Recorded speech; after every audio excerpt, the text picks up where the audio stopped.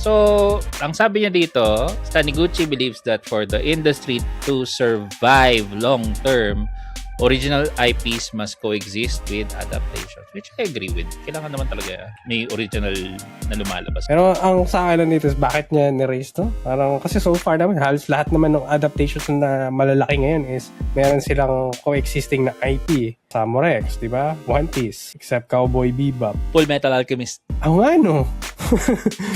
Ay, meron? Ang laki nun, pero sa Blade daw. Hindi ko pa nga napanood yung live action nun. Shingeki no Kyojin. Ayun din. We don't talk about it. Pati yung July in April, may live action din Nung nakita na ko hindi yung trailer maganda nun, eh. hindi ko na pinanood eh. Apothecary Diaries, magkakaroon siya ng live action. Magkakaroon. Wow. Solo leveling magkakaroon din. Ayo, yung solo leveling. Pati daw babae. yung ano eh. Ano tawag dito? Ano kasing title nun? Ba't ako na blanco?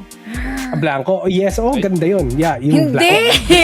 Ba't ako na blanco? Sakamoto, Sakamoto.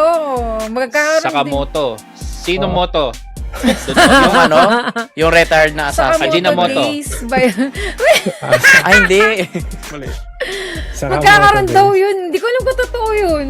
May nakita lang akong art, nun. Totoo yun, di ba? Ang cute kaya. Nakita ko nga, ang ganda. Sinong cute? Maganda. Si Coach Anzai or Pareho. Si Coach Anza yun eh. Isa lang yung parang nilagyan siya ng prosthetics tapos ang galing nga eh. Hindi ako kung totoo yun Pero Yeah, sana may totoo. trailer yun, ang alam ko.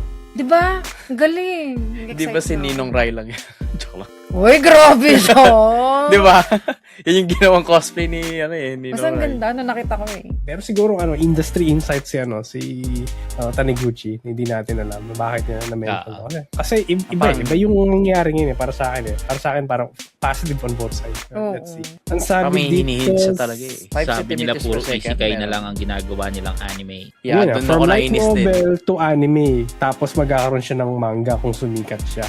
Parang wala pa Hentai. atang isekai na live action or meron na ba? Isekai na live action. Parang wala di ba? Meron, yung Mushoku Tensei. Ay, meron? Wala.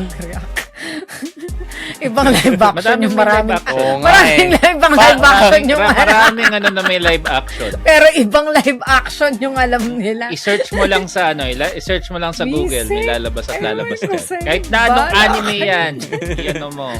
Kahit Akala pa ko Dragon sa Ball Google. na yung iba-ibang version. Pero live action. Sailor na yun, Moon. Isekai. Pero ang naisip ko baka di ba yung humor na Gintama, baka pwede yung Konosuba pwede magkaroon ng live action ever? Konosuba? Pero hindi pa dapat dapat may ibang isekai muna mag live action kasi yung parody para malaman. Kaya ang bastos ng Konosuba kaya Pwede mo yung live Oo nga, action no? yun.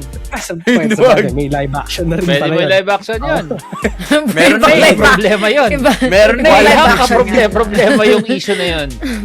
Ibang live action nga lang yun. Kasi ang common knowledge sa Konosuba, may pinag-aawayin yung studio at saka fan base. Sa ano ba kayo? Sagi ba o Perky? Yun yung pinag-aawayan nila. So, paano mong i-adapt yun sa live action na hindi Hindi ko alam job yun, version? Hindi mo alam yun? Hindi mo napansin yun? Hindi ko alam yun. Akala ko Natatakot ibang na ako live sa mga live action. Baka kami ma-search ko, Kaya- diba? What tickles your fancy? Depende sa yaya. Yun siguro yung Yan.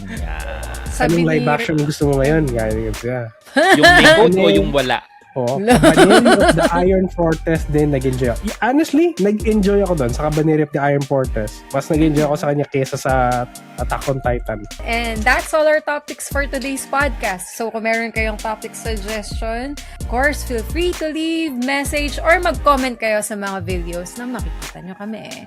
And shoutout sa mga sumusunod. Yun. Shoutout sa mga recent na followers natin na si K.